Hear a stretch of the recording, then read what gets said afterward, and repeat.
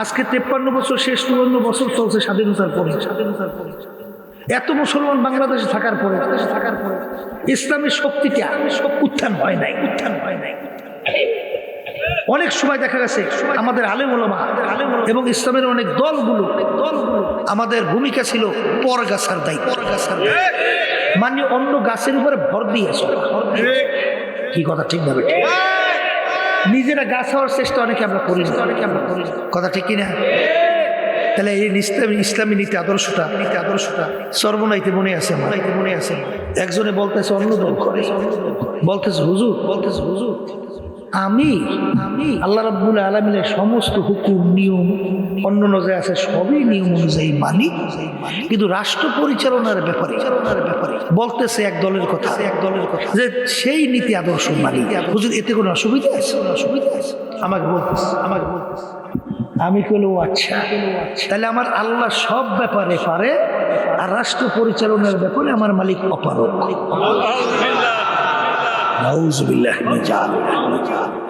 কি কথা ঠিক না ভাই? ঠিক। আমার মালিক সব ব্যাপারে পারে। আসতে বলেন না, পারে না? পারে। শোনেন অনেকে তো হাসতামশা করেন, নামাজ পড়েন, কপালে দাগ পড়াইছেন, রোজা রাখেন, জাকাত দেন, দান সদকাও কম করেন না, কিন্তু আল্লাহ রাব্বুল আলামিন এই কোরআন কারীম আয়াতে কি বলে? ওমান লাম ইয়াহকুম বিমা আনজালাল্লাহ ফাউলাইকা হুমুল কাফিরুন ফাউলাইকা হুমুজ জালিমুন ফাউলাইকা হুমুল ফাসিকুন। যারা আমার নীতি আদর্শ অনুযায়ী রাষ্ট্র পরিচালনা করে না, ওরা কাফের, ওরা জালেম, ওরা ফাঁসে। কথাটা কি অর্থ আমি ঠিক করছি না ভুল করছি? এই কথাটা আমি বলছিলাম না আল্লাহ বলছে? হ্যাঁ, তা আমাদের উলামা কেরামদের দায়িত্ব কি? এটা আমরা বলবো না? কথা বলে না, বলবো না? আল্লাহ কি কয়? ইন্নাদ-দীনা ইনদাল্লাহিল ইসলাম। আমার কাছে একমাত্র নীতি আদর্শ যেটা আমার কাছে গ্রহণযোগ্য, সেই নীতি আদর্শের নাম হলো ইসলাম। একে আয়াত বলছি না কি বলছি? হ্যাঁ, আল্লাহ বলছেন, আমি বলছি। হ্যাঁ, অযতানিবুত তাগুত, আমার মালিক বলেন তাগুত থেকে তোমরা পরহেজ করো, তাগুত থেকে বাইচা থাকো। তাগুত কাকে বলে? মানব রচিত কুফরি তন্ত্র মন্ত্র। তাগুদের ভিতরে একটা বড় তাগুত। কথা বলে হাদিসের মধ্যে আসছে এই আসাকিতু আনিল হাক্কি ফাহুয়া শায়তানুল আখরাস, যে নাকি হক জানার পরে চুপ থাকবে সে গঙ্গা শয়তান।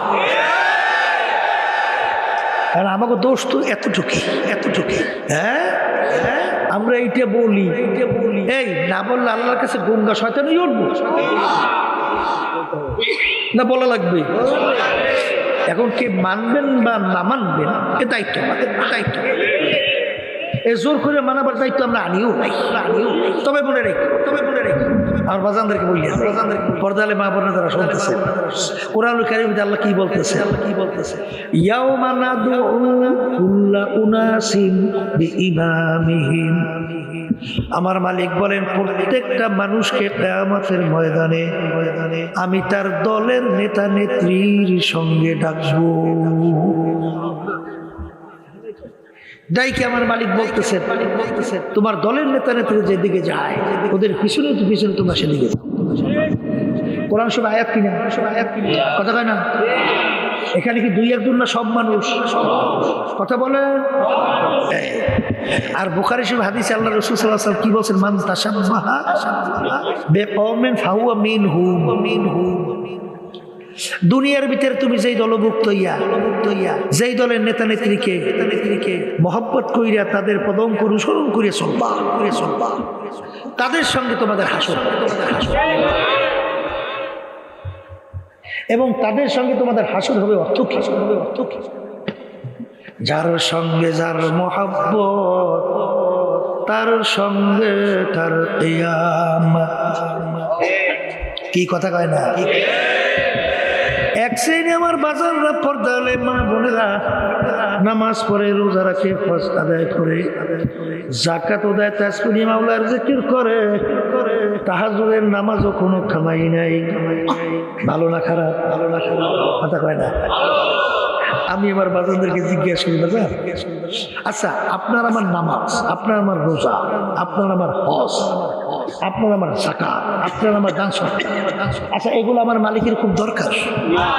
হ্যাঁ, আচ্ছা এগুলো দিয়ে আমার আল্লাহ করবে কি?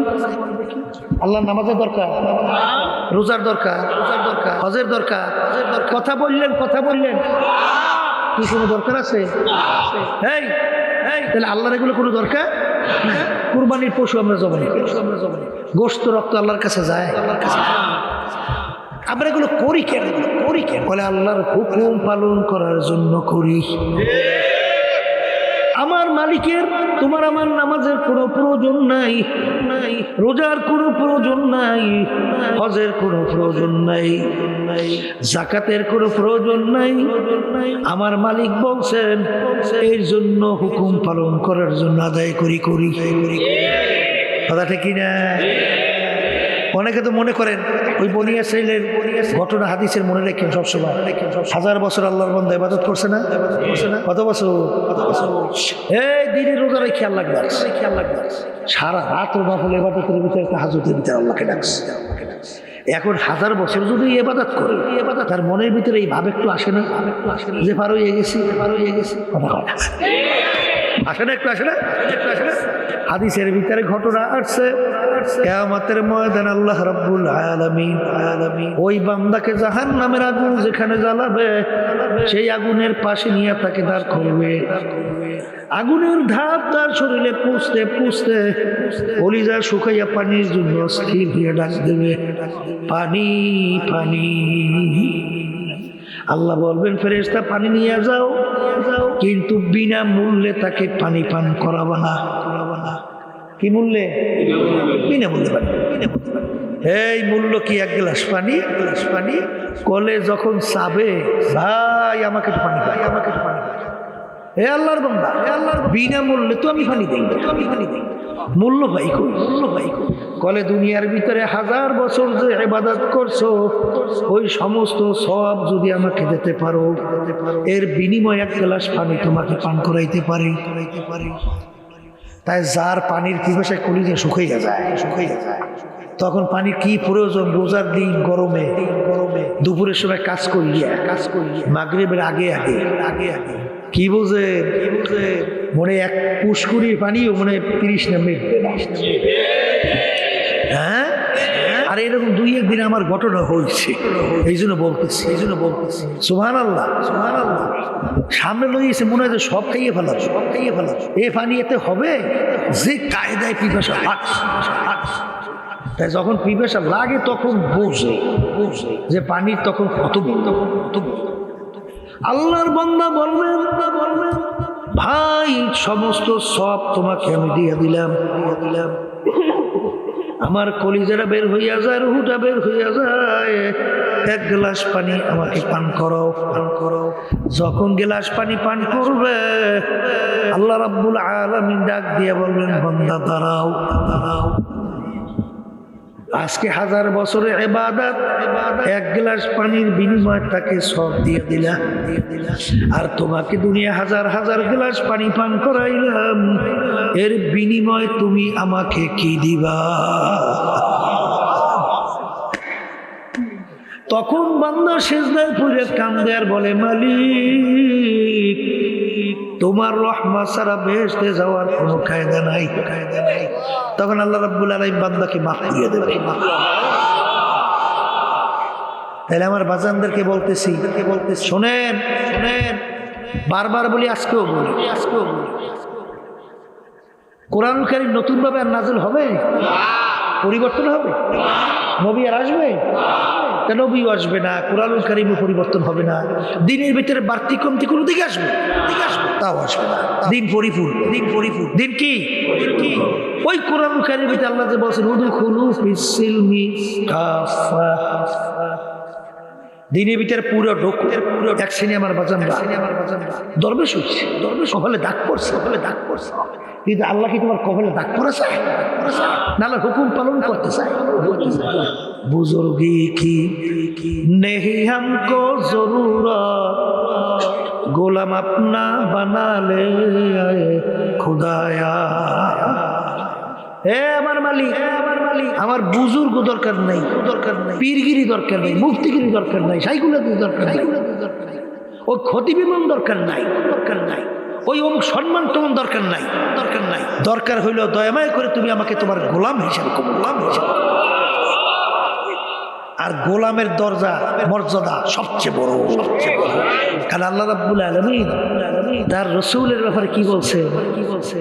আবদুহু ওয়া রাসূল। আগে আমার বান্দা, এরপরে আমার রাসূল। কথা ঠিক কিনা? এই জন্য আমার ভাইদেরকে বলবো, পর্দা আলে মা বোনরা যারা শুনতেছেন, অন্তরের রোগগুলো দূর করতে হবে। তাকাব্বুরি দূর করে, হিংসা দূর করেন, রিয়া দূর করেন, মানুষকে দেখাবার জন্য বাধা দূর করে, হব্বে যা, হব্বে ভা, মালের মোহাব্বত, সম্মানের মোহাব্বত, পদের মোহাব্বত। এই কৌশল করতে চলতে যাইয়া যখন যে ক্ষমতা সম্পূর্ণ হয় সে অন্যায় করুক, জুলুম করুক, মিথ্যুক, জুলুম, বিভিন্ন কায়দায় আল্লাহর নীতি আদর্শের বাহিরে মানব রচিত তন্ত্রমন্ত্র বাস্তবায়নের জন্য চেষ্টা করে, তখন তার সঙ্গে খুব সম্পর্ক সখ্যতা তৈরি করে। এরকম এক শ্রেণী আমাদের বাংলাদেশে আছে। আস্তে কথা, ওই একদল আবার বাইনিস, যখন যে সরকার আসে তখন তার গুণগান গায়।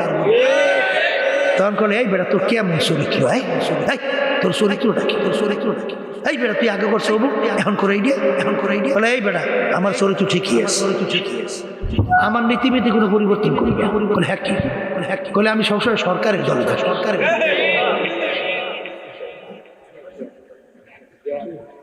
কথা বুঝলেন না? বুঝলেন নাই? আমার নিচে এই পরিবর্তন সরকার পরিবর্তন, আমার কি আছে না নাই? আছে না নাই? তাহলে তাল মিলেন না, আছে না নাই? এটা আল্লাহর হাবিবের দেখানো রাস্তা না। আল্লাহ রাসূল সাল্লাল্লাহু আলাইহি ওয়াসাল্লাম হকের ব্যাপারে কোনো ছাড় দিয়েছে? আসতে তো দেয় না। আল্লাহর হাবিবের কাছে প্রস্তাব নিয়ে গেল তিনটা, মোহাম্মদ তুমি কি চাও? আরবের নেতা বানায় দেব, রাজা, আরবের বড় সবচেয়ে বড় ধনী বানায় দেব, সুন্দরী সবচেয়ে মেয়েটাকে তোমার কাছে বিবাহের ব্যবস্থা করব। কাজ একটা করবা, এক আল্লাহর উপর ঈমান আনার দাওয়াত দাও, সমস্যা নেই। কিন্তু আমাদের কার্যক্রমের বিরুদ্ধে কিছু বলবা না। কথাটা কি বল, যে আল্লাহ এক, তার উপর ঈমান আনার দাওয়াত তুমি দাও, সমস্যা নাই। কিন্তু আমাদের কার্যক্রমের বিরুদ্ধে কিছু বলবা না। এতটুকু যদি করতে পারো তাহলে 3 শর্ত পূরণ। কথা বুঝছে? আল্লাহ রাসূল সাল্লাল্লাহু আলাইহি ওয়াসাল্লাম প্রস্তাব মানছে। কি বলছে? কাফেররা শোন, অসম্ভবকে যদি সম্ভব করে দেখাও, ওই সূর্য যদি আমার এক হাতে দেওয়া হয়, চন্দ্র যদি আর এক হাতে রাখা হয়, তবু আমি এক আল্লাহর উপর ঈমান আনার দাওয়াত এবং তোদের অন্যায় প্রতিবাদে আমি বলতেই থাকবো। আল্লাহ রাসূল সাল্লাল্লাহু আলাইহি ওয়াসাল্লাম তার জন্মভূমি মক্কায় থাকতে পারছে? আসতে বলে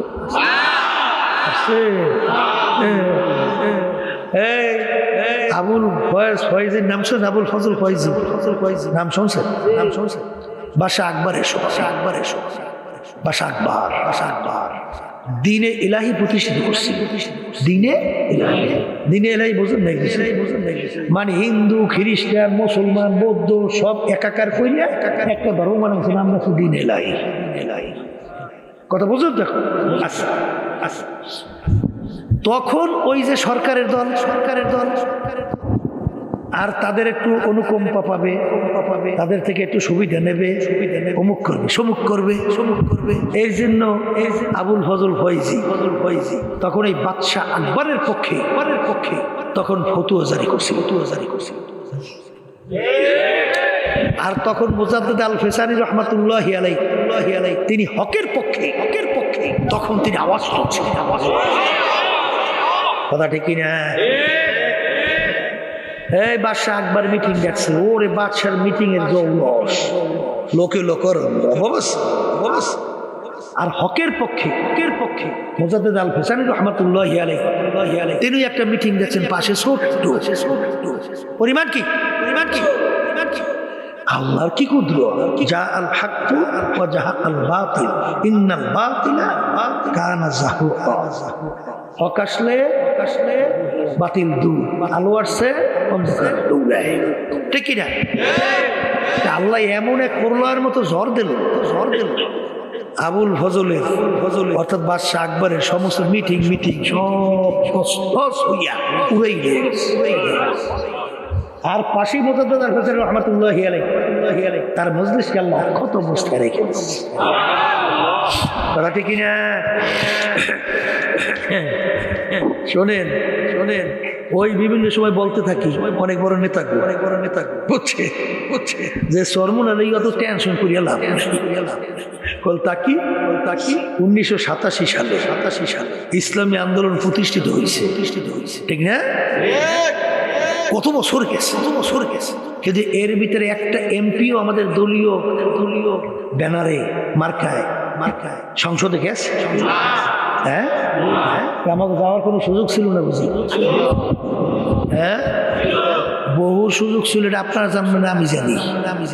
কথা বলছে গত 2024 আওয়ামী লীগ চেষ্টা করে নাই, বলতে গেলে বাদ নেই, আমি পলাইও দিশা পাই। শেষ হচ্ছে আল্লাহ কোন বিপদে এমনকি বিরোধী দল পর্যন্ত বানাবার চেষ্টাও কম করেছে। কিন্তু আল্লাহর রহমতে এই যে একটা এমপি হয় নাই, মন্ত্রী হয় নাই, জেলে যাওয়া, পিডান খাওয়া আমাদের কেন্দ্রের থেকে আরে ছাত্র আন্দোলনের সভাপতি ধরিয়ে নিয়ে উপরে টানাইয়া তারপর পাখির মতো পশুর মতো হ্যাঁ কত আচরণ করছে। কিন্তু আল্লাহর রহমতে এবার কিছু আবার বাইরে ছিল না সরমনাকে ডাবাইতে হবে। এই জন্য বিভিন্ন কায়দা কারণ কই আমাকে যাইতে বাইরেও নাম ছিল না, আসতে পারে যাইতে বাইরে বুঝলেন না? এরাও নাম ছিল কিন্তু আল্লাহর রহমতে আল্লাহ সরমনাকে ডাবাইতে দিয়েছে।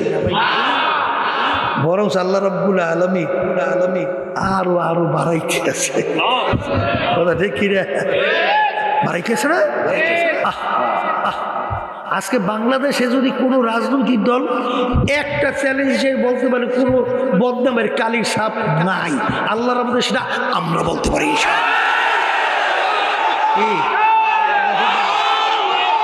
কথা ঠিক না ভাই? ঠিক সেই কথা বলতে চাইছিলাম। থামেন আলহামদুলিল্লাহ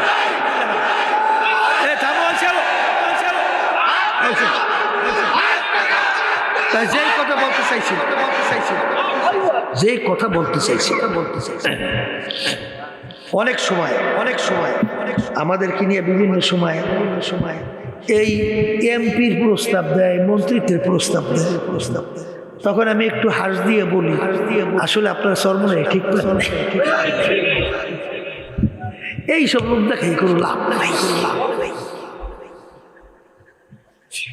এই যে এত বছর পরেও একজন এমপি মন্ত্রী সরমনাই যায় নাই, কারণ কি? ওয়া তাআওয়ানু আলাল বিররি ওয়াত তাকওয়া ওয়া লা তাআওয়ানু আলাল ইসমি ওয়াল উদওয়ান। আমার মালিক বলেন তোমরা ভালো কাজের সহযোগিতায় থাকো আর খারাপ কাজের বিরোধিতা করো। এই বাংলাদেশ স্বাধীন হওয়ার পরে 53 বছর শেষ হয়ে 54 বছর চলছে। যাদের মাধ্যমে দেশ চলছিল এদের মাধ্যমে এই সুন্দর দেশ বাংলাদেশটা আর 2 বার নয় 5 বার চোরের দিক থেকে তাম দুনিয়ার ভিতরে ফাঁস বানাইছে। হাজার মায়ের কোন সন্তান হারা করছে। এই দেশের টাকা বিদেশে পাচার করিয়া বেগম পাড়া তৈরি করছে। এইসব ভালো কাজ না? চাঁদাবাজি, লুটপাট, মিথ্যা কেসের মাধ্যমে লক্ষ লক্ষ লক্ষ, আহারে আরে মানুষের সংসার বিয়ান কথা ঠিক কি না? আমি আপনাদের সামনে কথা বলতেছি, আমিও কিন্তু জেলে গেছিলাম।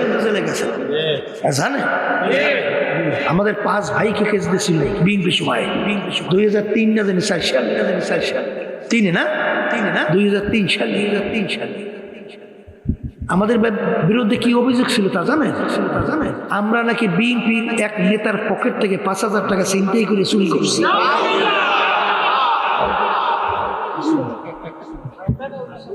এই কেস আমার বিরুদ্ধে দিয়েছে। আর যেখানে ঘটনা দেখাইছি তখন ছিলাম আমি বাড়ি, আমার চোখে অসুস্থ ঠিক মতো চাইতে পারি। কথা বুঝছে? কোন দেশে বসবাস করে যে দেশে কোনো আইন নেই?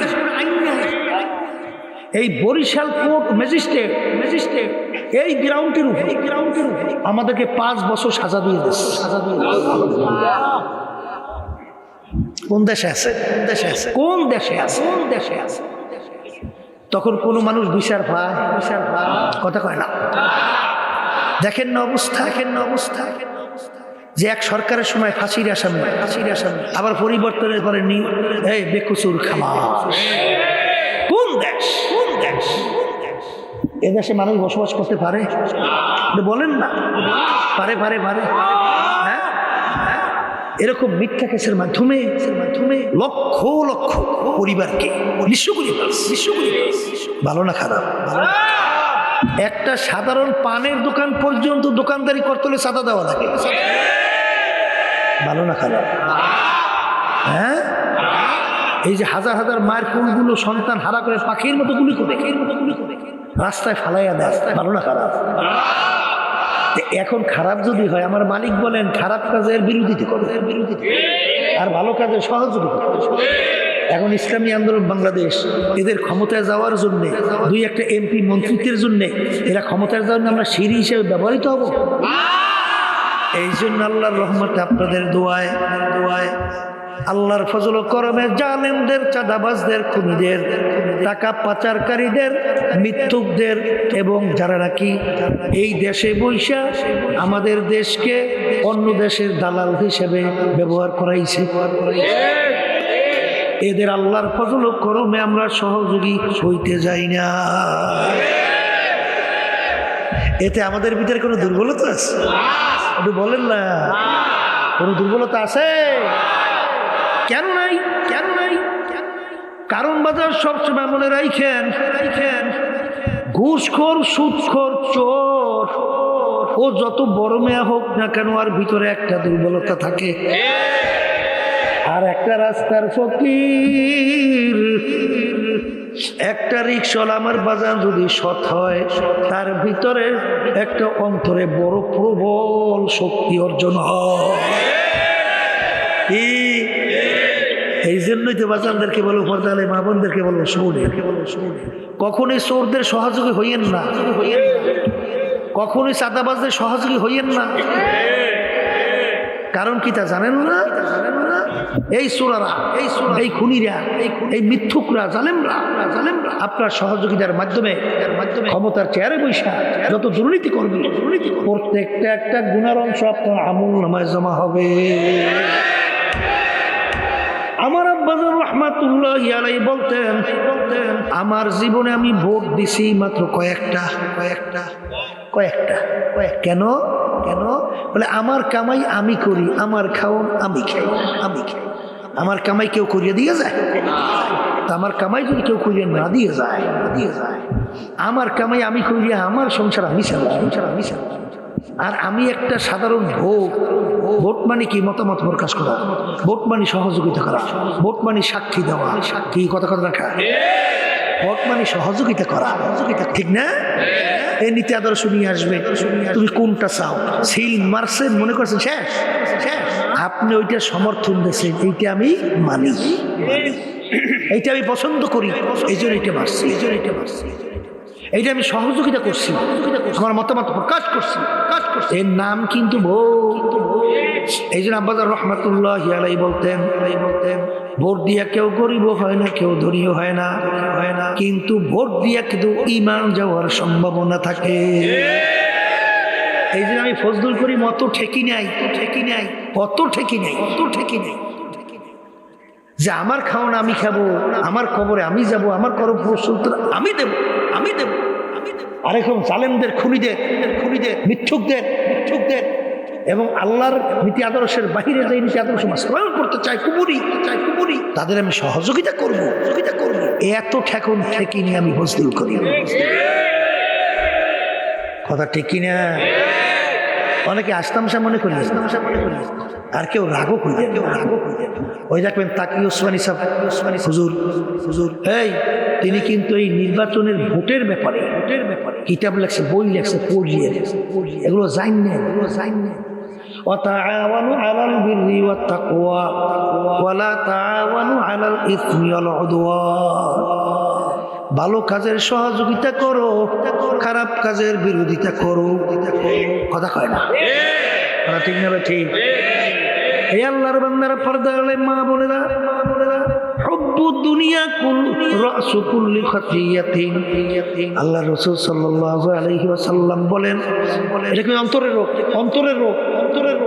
সমস্ত গুনার মূলই হলো দুনিয়ার মুহাব্বত। কি আমার আব্বাজান রাহমাতুল্লাহি আলাইহি বলতেন, বাজান চরমুনায় যারা আসেন, যতক্ষণ পর্যন্ত আপনাদেরকে কোরআন এবং হাদিস অনুযায়ী আপনাদেরকে চলতে বলবো, করতে বলবো, ততক্ষণ পর্যন্ত আমার কথা আপনারা মাইনেন। আর যখন তার বিপরীতে বলবো, তখন এই চরমুনাই থেকে আপনাদের শরীরে ভাইগে যাওয়া অজীব। মনে আছে? চরমনাই মুজাহিদের মনে আছে?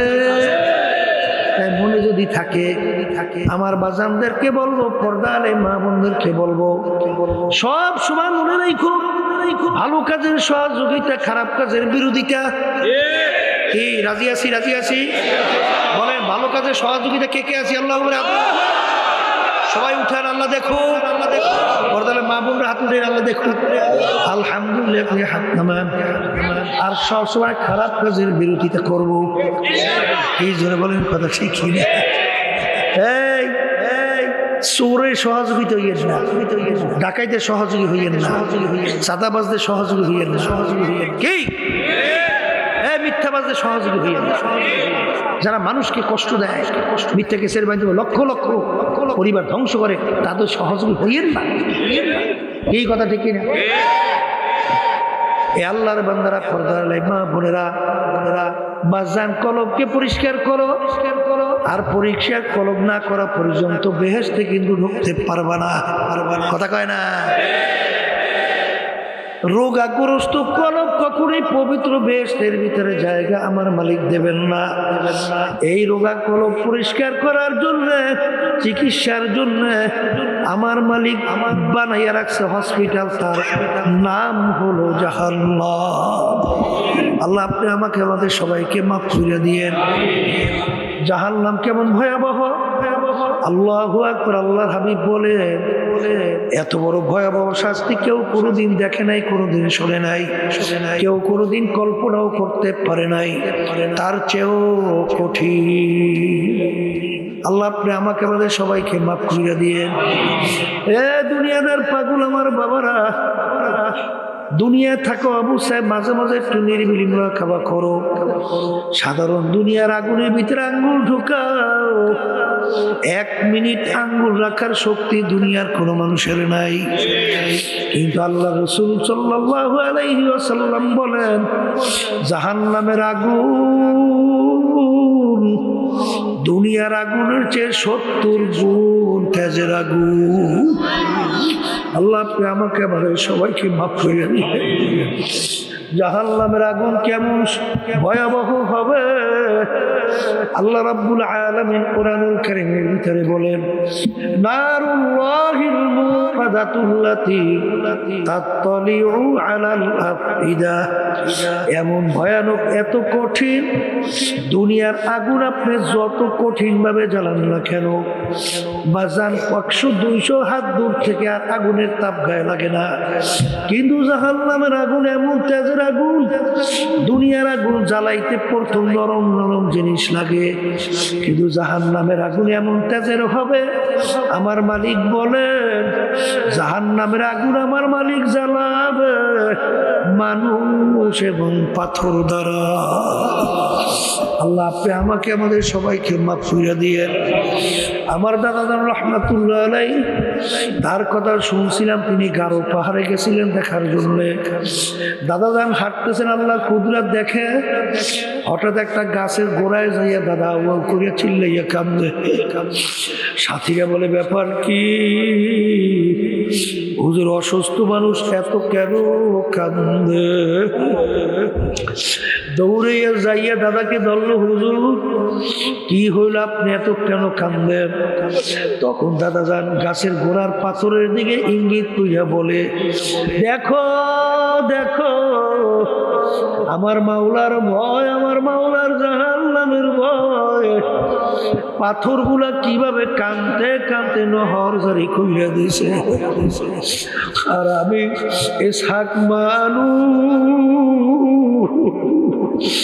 আমার আল্লাহ যদি আমাকে মাফ না করে ওই জাহান্নামের আগুনে আমি কেমনে জ্বলব?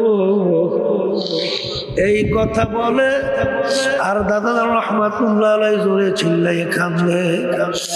যেই মামলার তদবির নাই সেই মামলারও কিন্তু খালাস না।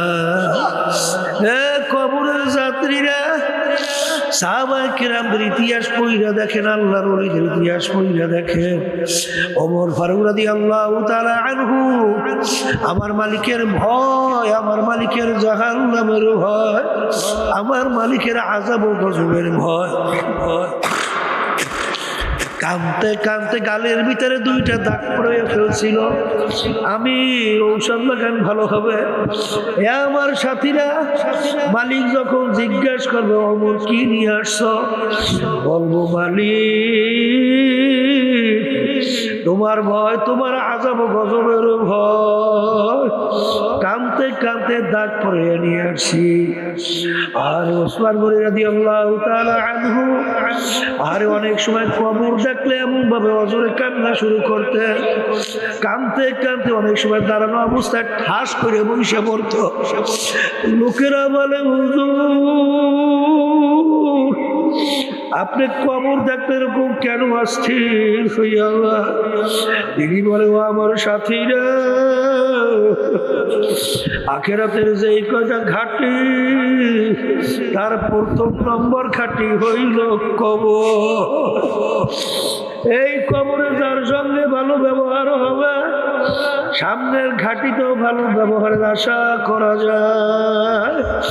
এই জন্য আমি কবর দেখলে সহ্য করতে পারি না। কবরের যাত্রীরা আল্লাহর ওলিদের ইতিহাস পড়লে দেখবে। আমার দাদাজান রহমাতুল্লাহ আলাইহির কথা শুনছি। দাদাজান রহমাতুল্লাহ আলাইহি ইন্তেকালের আগে আগে চোখের উপরে বসে পাশে কবরস্থান তাকাইয়া তাকাইয়া পোলাপানের মতো আওয়াজ করিয়া চিল্লাইয়া কাঁদে। তার 2 চোখ দিয়া বাইয়া বাইয়া টপ টপ করে পানি পড়ে। আর মালিকের দরবারে ফিরা ফিরা করুণ সুরে ডাক দেয় আর বলে দয়ার মালিক আপনি যদি মাফ না করেন ওই অন্ধকার কবরে আমি একা কেমনে থাকবো? ওই কবর তো আমার কেউ না, ওই কবর তো বাতিও নাই, সাথীও যেই মামলার তদবির নাই সেই মামলারও কিন্তু খালাস নাই। এ আল্লাহর বান্দারা, পর্দালে মা বোনেরা, আমার মালিক কিন্তু বান্দাবান্দির চোখের পানি সহ্য করতে পারে না। হাদিসের ভিতরে আসছে, আল্লাহ রাসূল বলেন, মান বাকা মিন খাশিয়াতিল্লাহ হারামাল্লাহু তিলকাল আইনা আলাল্লাহ। যেই চক্ষু আমার মাওলার ভয় কাঁদবে, ওই চক্ষুর জন্য জাহান্নামের আগুন হারাম হইয়া যাবে। বাজার গুনার পর গুনাহ কইরা যাইতেছে, দিন যায়, রাত যায়, সপ্তাহ যায়, মাস যায়, বছর যায়, কই তোমার আমার জাহান্নামের ভয়, মাওলার আযাব গজবের ভয়? তোমার আমার তো একটু চোখেও পানি আসে না।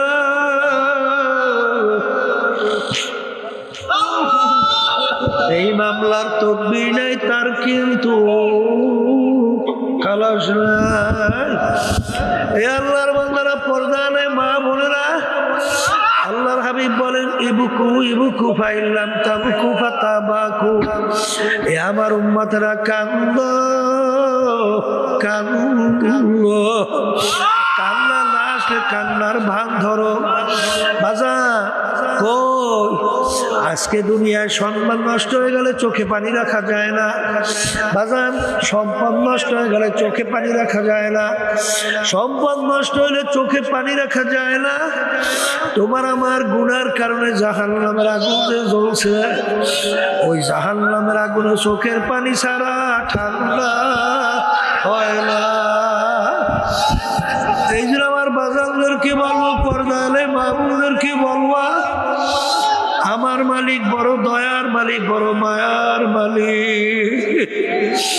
যদি দেলটাকে ভাইগা দুই চোখের পানি ছাইরা যদি আমার মালিককে করুণ সরে ডাক দাও, হে আমার দয়ার মালিক, নাফরমান তোমার দরবারে আমি ডাক দিতে দেরি।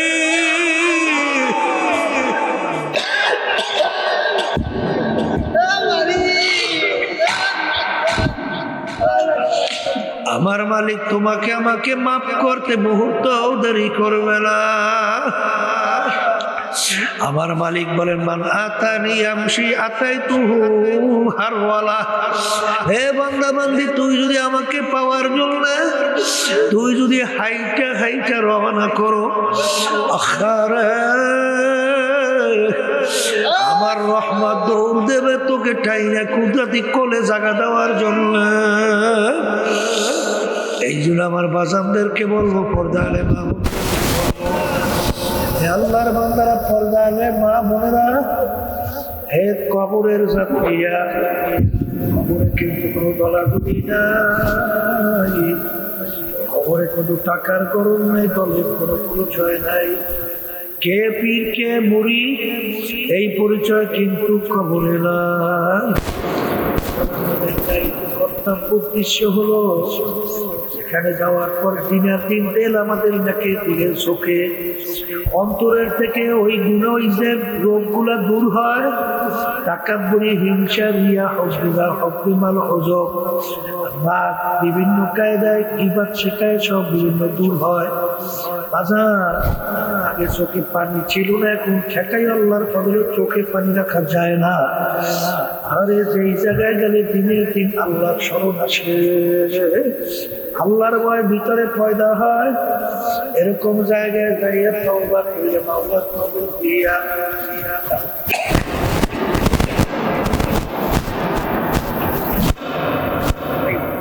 বলছিলাম, কথার আগে শ্বাস পাইনি, প্রথম দিকে ভালো আছে, এগুলোর এই সব পাশের শব্দ আমারই আছে, খালি দূরের শব্দ এই বাড়াইতেই আছে। বয়ান করার আগে শ্বাস পাই। আল্লাহু আল্লাহ।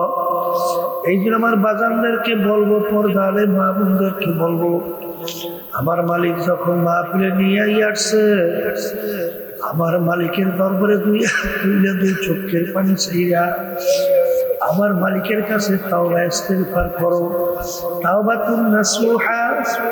আমার মালিকের দরবারে যদি খালেস তওবা করতে পারো, আমার মালিক শুধু গুনাহ মাফ করবে, গুনাহের নেকের দ্বারা পরিবর্তন কইরা দিবে। আল্লাহুম্মা আমিন।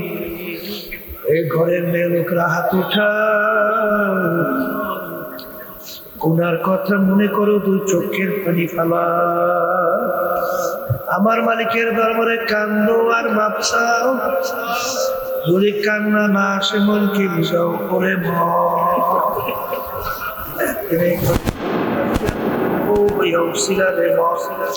কত মেয়ে লোকে শরবত খাওয়াইল, কত মেয়ে লোকে বাতাস করলো। আমার এমন একটা দিন আসবে,